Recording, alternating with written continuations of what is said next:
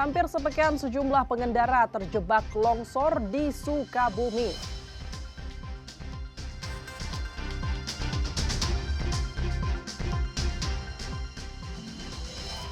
Banjir Dayakolot lumpuhkan aktivitas warga.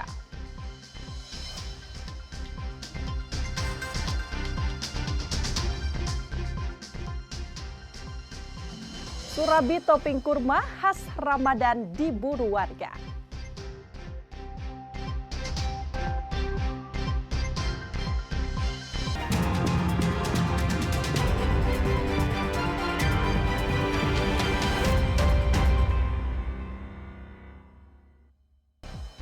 Selamat pagi saudara, selain ketiga informasi utama tadi, kami masih memiliki informasi menarik lainnya.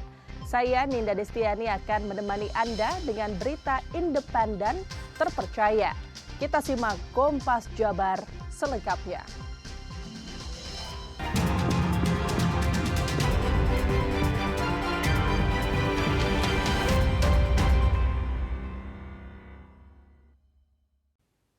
Hampir sepekan sejumlah kendaraan terjebak di wilayah Simpenan, Kiara 2, Kabupaten Sukabumi. Hingga saat ini akses jalan masih diupayakan dibuka dari kedua arah.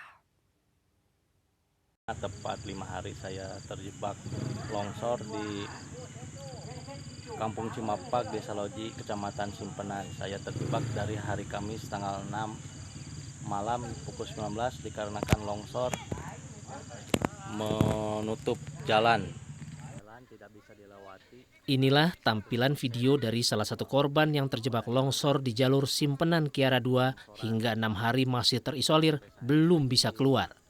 Karena akses jalan yang mereka lalui untuk pulang tertutup puluhan titik longsoran. Terlihat dalam video tersebut, hampir 30 kendaraan masih terjebak dan bertahan di wilayah Simpenan. Sandi, warga Bandung, adalah salah satu korban yang terjebak di lokasi tersebut. Ia mengirimkan video pribadi kepada jurnalis Kompas TV bahwa selama 6 hari terjebak tanpa aliran listrik. Sementara untuk makanan saling bantu satu sama lainnya di lokasi. Saat ini pembukaan akses jalan masih terus dilakukan di jalur Simpenan Kiara 2. Ada puluhan titik longsor yang harus dibuka akses jalannya menggunakan alat berat. Sementara beberapa titik memiliki lebaran longsor yang luas hingga 350 meter.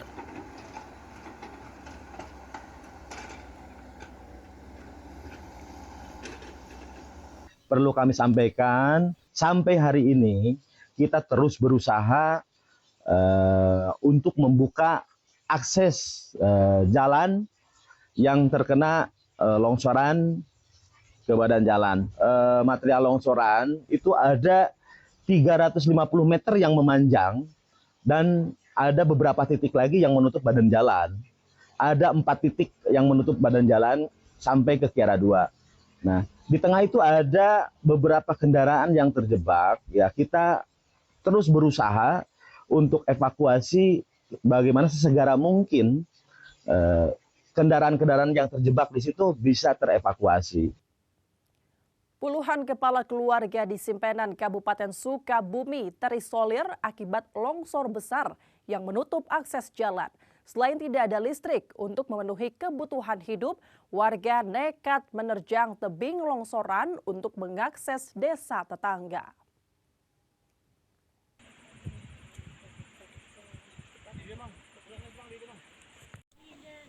Puluhan kepala keluarga di kampung Ciporekat, Desa Sangrawayang, Kecamatan Simpenan, Kabupaten Sukabumi, Jawa Barat, telah terisolir selama 6 hari lamanya akibat longsor besar yang memutus akses dari kampung mereka menuju desa terdekat. Longsor dengan ketinggian material mencapai 3 meter dengan panjang hampir 60 meter ini memutuskan aliran listrik menuju kampung mereka. Warga terpaksa berjalan kaki dengan menyusuri tebing longsoran untuk menuju desa terdekat untuk membeli kebutuhan sembako dan keperluan dapur seperti gas dan kebutuhan lainnya. Mangga, Pak. Belum ada bantuan, Bu, yang masuk atau gimana, Bu? Belum ada. Belum ada sama sekali. Ya. Dari Ciporekat. Dari Ciporekat. Enggak, maksudnya bawa genset ini, terus bawa beras, ini dari mana? Dari Cibutun. Dari Cibutun. Habis beli atau gimana? Pinjam. Pinjam. Emang kenapa Kang ini harus bawa genset ke sana? Soalnya kalau mau mandi gak ada air kan. Emang kondisinya mati lampu atau gimana? Iya, mati lampu. Mati lampu. Dari kapan Kang kondisi mati lampu? Dari hari Kamis malam. Dari hari Kamis malam Jumat. Warga berharap adanya bantuan alat berat untuk mengevakuasi longsoran hingga akses warga dapat kembali terbuka. Longsoran besar terjadi pada Kamis malam lalu. Longsor dari tebing tanah setinggi 10 meter ini membawa material pohon dan batu. Insan Maulana Firdaus, Kompas TV, Sukabumi, Jawa Barat.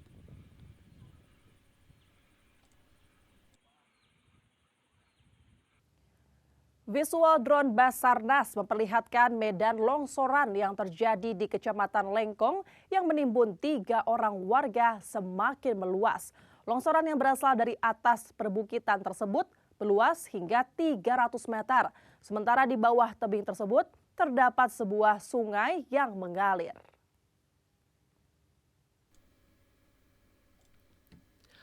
Tim SAR gabungan masih terus melakukan pencarian terhadap 4 orang korban longsor yang hilang karena tertimbun. 1 orang berada di Kecamatan Simpenan dan 3 orang berada di Kecamatan Lengkong. Visual drone yang saat ini Anda lihat adalah longsoran yang terjadi di wilayah Kampung Cicau, Desa Langkap Jaya, Kecamatan Lengkong, Kabupaten Sukabumi, Jawa Barat. Berdasarkan informasi dari Basarnas bahwa longsoran Lengkong hingga saat ini semakin meluas. Longsoran Lengkong diperkirakan memiliki ketinggian 100 meter dan lebar kurang lebih 200 meter.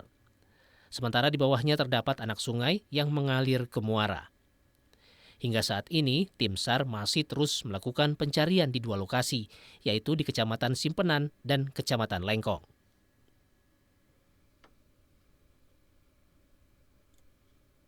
Untuk korban total ada 4 orang yang masih dalam pencarian.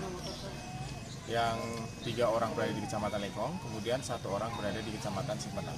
Baik, untuk kendala hari ini, yang pasti adalah masih ada beberapa jalan akses untuk menuju ke lokasi yang memang cukup ekstrim, cukup sulit. Ada beberapa titik longsoran di situ yang memang belum dibersihkan. Kemudian juga tentunya adalah cuaca ekstrim.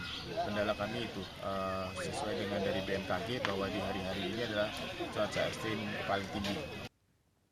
Banjir Dayakolot Kabupaten Bandung melumpuhkan aktivitas warga. Selain itu, tingginya air hingga mencapai 1,8 meter, membuat warga kesulitan air bersih.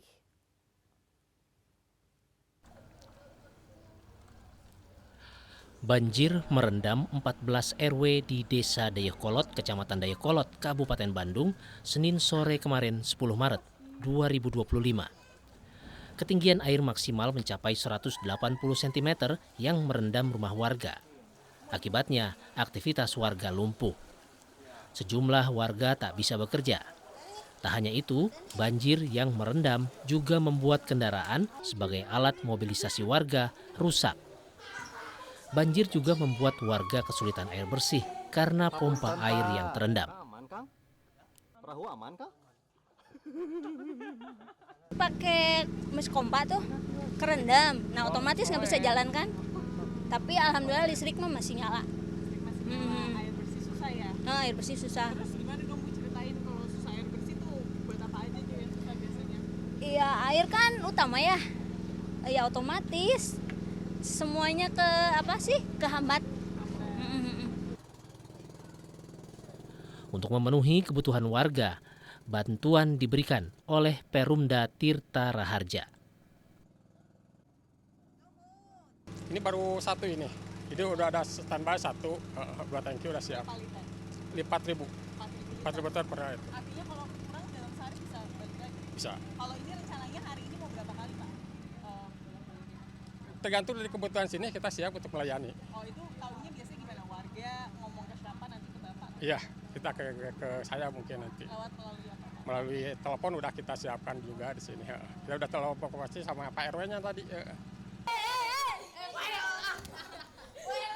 Banjir kerap melanda Dayakolot, Kabupaten Bandung. Warga menyebut banjir yang melanda merupakan fenomena tahunan, utamanya setiap musim hujan tiba. Warga mengaku lelah dan berharap pemerintah dapat segera memberikan solusi konkret penanganan banjir yang telah menjadi fenomena langganan di Kecamatan Dayoh Kolot ini. Tim Liputan, Kompas TV, Kabupaten Bandung, Jawa Barat.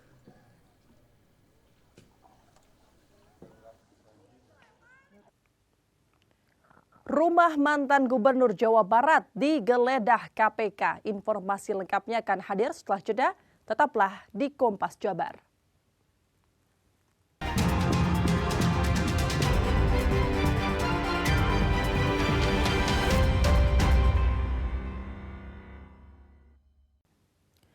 Dikabarkan rumah mantan wali kota Bandung dan Gubernur Jawa Barat Ridwan Kamil digeledah Komisi Pemberantasan Korupsi di Ciumbelit, Kota Bandung. Diduga penggeledahan tersebut berkaitan dengan dana iklan BJB. Seperti inilah kondisi rumah kediaman mantan Gubernur Jawa Barat Ridwan Kamil Senin sore 11 Maret 2025 setelah diberitakan telah digeledah Komisi Pemberantasan Korupsi. Tak banyak aktivitas yang terjadi di kediaman Ridwan Kamil dan hanya tampak Tim Akselerasi Pembangunan Jawa Barat atau TAP Ridwan Kamil, Lia Endiani, terlihat memasuki kediaman Emil. Lia merupakan bagian dari tim ahli Ridwan Kamil saat dirinya menjabat sebagai gubernur. Ia juga merupakan tim sukses atau tim ses saat Emil maju dalam Pilgub Jabar tahun 2019. Saat memasuki rumah Emil, Lia tak berkomentar. Dirinya menunggu di depan pagar untuk dibukakan oleh petugas keamanan. Diduga penggeledahan dilakukan terkait dana iklan Bank Jabar.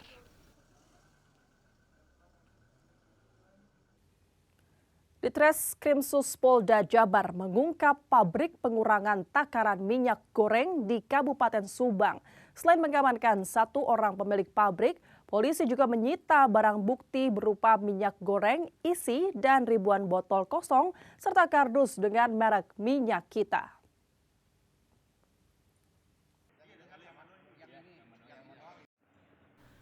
Inilah barang bukti berupa alat takaran minyak goreng dan sejumlah botol minyak goreng serta kardus kosong dengan merek Minyak Kita yang berhasil disita petugas Direktorat Reserse Khusus Polda Jabar di lokasi pabriknya di Kabupaten Subang.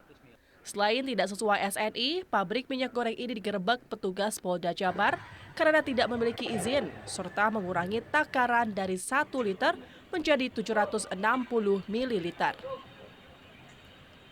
Kasus ini sangat merugikan konsumen yang membeli produk minyak sawit dengan merek Minyak Kita. Laporan polisi pada tanggal 17 Februari 2025. Untuk modus operandinya saya sampaikan, itu yang pertama tersangka yang tadi sudah rekan-rekan ambil gambarnya, itu dengan sengaja memproduksi dan atau mengedarkan minyak goreng sawit merek Minyak Kita yang tidak memenuhi SNI atau Standar Nasional Indonesia. Sementara itu, menurut Direktur Ditreskrimsus Polda Jabar, Kombes Pol Ade Sapari, minyak kita yang diproduksi pabrik tersebut baru beredar di wilayah Subang. Namun, kini pihaknya masih melakukan pendalaman lebih lanjut atas kasus tersebut. Punya pengalaman akhirnya karena dia udah tahu sebagai komisaris cara mengoperasionalkan dan sebagainya, demi keuntungan pribadinya dia membuat seolah-olah menjadi refactoring seolah di PTN, padahal bukan. Masuk misalkan barang mentahnya atau barang minyak mentahnya dia produksi di Subang menggunakan kemasan yang seolah-olah menggunakan minyak kita, padahal bukan. Selain menyita barang bukti, petugas pun berhasil mengamankan dan menahan seorang pemilik pabrik. Atas perbuatannya, tersangka dijerat Undang-Undang Nomor 3 Tahun 2014 tentang perindustrian, Undang-Undang Nomor 7 Tahun 2014 dengan Perdagangan dan Undang-Undang Nomor 8 Tahun 1999 tentang perlindungan konsumen dengan ancaman hukuman paling lama 5 tahun penjara. Andri Iskandar, Kompas TV, Bandung, Jawa Barat.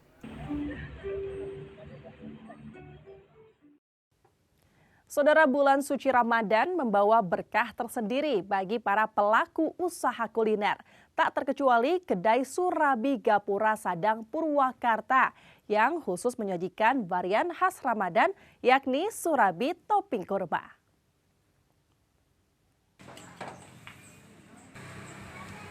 Surabi topping kurma ditambah flak kurma. Hasil kreasi kedai Surabi Gapura Sadang Purwakarta, Jawa Barat menjadi buruan para pelanggan selama bulan puasa. Warga penasaran akan cita rasa Surabi kurma yang ada hanya pada bulan Ramadan ini. Terbukti, sejumlah pelanggan membeli Surabi flak kurma ini untuk takjil berbuka puasa di rumahnya. Ada flak durian, keju, coklat, sama ada yang terbaru itu kurma. Makanya saya mau coba rasanya seperti apa untuk berbuka puasa. Mencoba ini alhamdulillah dari Surabi Mangdian ada topping edisi Ramadan, ada kurma gitu kan, identik dengan kurma ya kalau bulan Ramadan. Pemilik lapak Surabi Gapura Sadang, Dian Rusdiana, mengatakan di bulan suci Ramadan sengaja membuat Surabi flak kurma sebagai varian terbaru. Karena para pelanggannya selain membeli varian kesukaannya seperti Surabi flak durian, flak alpukat, hingga Surabi oncom, kini Surabi flak kurma pun menjadi varian pilihan bagi pelanggannya. Surabi irisan buah kurma di atas topping Surabi sama flak kurma tersendiri. Alhamdulillah sudah ada beberapa pelanggan yang menyukainya untuk dibawa pulang untuk buka puasa. Selama bulan Ramadan, kedai Surabi Gapura lebih banyak menerima pesanan online. Karena kebanyakan warga memilih untuk berbuka bersama keluarga akibat faktor cuaca yang kerap turun hujan. Handri Rawan, Kompas TV, Purwakarta, Jawa Barat. Saudara, informasi menarik lainnya akan hadir setelah jeda. Tetaplah di Kompas Jabar.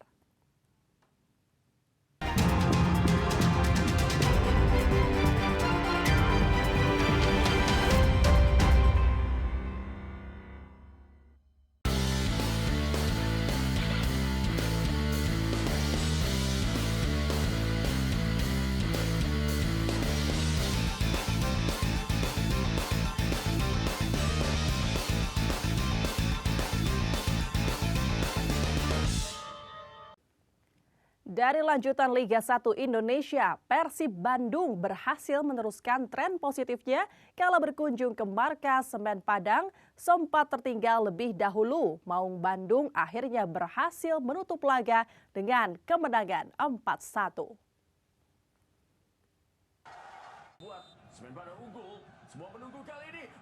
Laga Semen Padang menjamu Persib Bandung di pekan ke-27 Liga 1 Indonesia dihelat di Stadion Haji Agus Salim Padang Senin malam. Tuan rumah memimpin di babak pertama lewat eksekusi penalti Bruno Gomez pada menit ke-37. Maung Bandung baru bisa menyamakan skor 1-1 di babak kedua. Tirone De Pino berhasil menjebol gawang Kabau Syirah menit ke-63 usai meneruskan umpan David Da Silva. 2 menit berselang, Adam Alis berhasil mengkonversi umpan Ciro Alves untuk membawa pasukan Bojan Hodak berbalik unggul 2-1. Menit ke-75, Persib memperbesar skor menjadi 3-1. Ciro Alves menjadi kreator gol ketiga Persib yang dicetak oleh Beckham Putra. Brace Beckham Putra menit ke-86 berhasil memastikan kemenangan 4-1 Persib Bandung di kandang Semen Padang. Tambahan 3 poin, Persib tetap di puncak klasemen dengan 57 poin. Sedangkan Semen Padang masih di zona degradasi dengan 22 poin.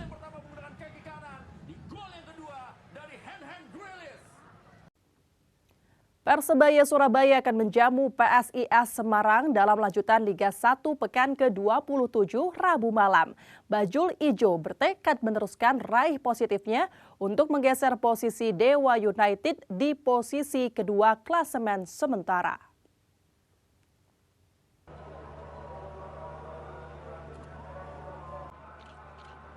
Persebaya Surabaya saat ini tengah dalam motivasi dan kepercayaan diri tinggi setelah meraih 2 kemenangan beruntun. Menghadapi PSIS Semarang di pekan ke-27, Rizky Ridho dan kolega terus mempersiapkan diri. Fokus latihan selain taktikal juga untuk pemulihan kondisi fisik pemain dengan waktu yang mepet. Meski demikian, kekuatan bajul ijo akan bertambah dengan kembalinya Tony Firmansyah dan Gilson Costa dari sanksi. Menurut pelatih Persebaya Surabaya Paul Munster, akan ada rotasi pemain saat melawan PSIS Semarang. Hal ini disebabkan bek kiri Adri Idrus harus absen karena akumulasi kartu kuning dan sejumlah pemain kondisi fisiknya menurun. Maybe we need some fresh legs for this game because you know how we play. It's high intensity. Could be a rotasi, but we still have some days to look at the situation. Obviously, we won't make changes because of the Adri with suspended. And yeah, we see we're in a good moment, so we focus on us. Lots of competition. It's not just the starting 11. You know me, the important is the team. The second half, you know, whatever it takes to win. This is our mantra and for all the players. This is important. The team comes first. Saat ini Persebaya Surabaya berada di posisi ketiga dengan 47 poin, hanya berselisih 2 poin dari Dewa United di urutan kedua. Laga Persebaya Surabaya melawan PSIS Semarang akan digelar di Stadion Gelora Bung Tomo Surabaya pada Rabu malam. Mahendra Ginanjar, Kompas TV, Surabaya, Jawa Timur.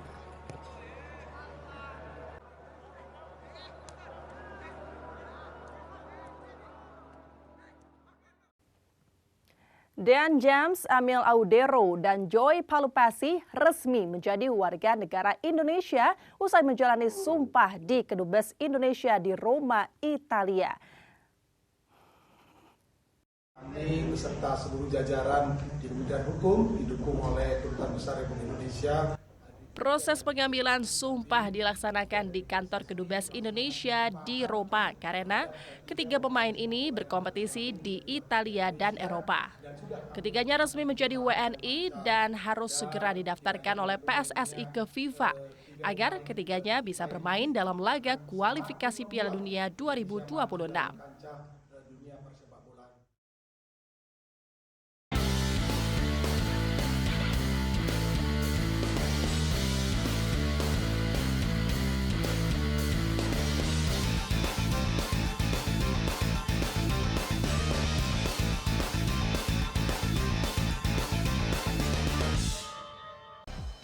Saudara, dengan berakhirnya informasi tadi sekaligus mengakhiri Kompas Jabar episode hari ini. Saya Ninda Destiani beserta kru yang bertugas mengucapkan terima kasih dan sampai jumpa.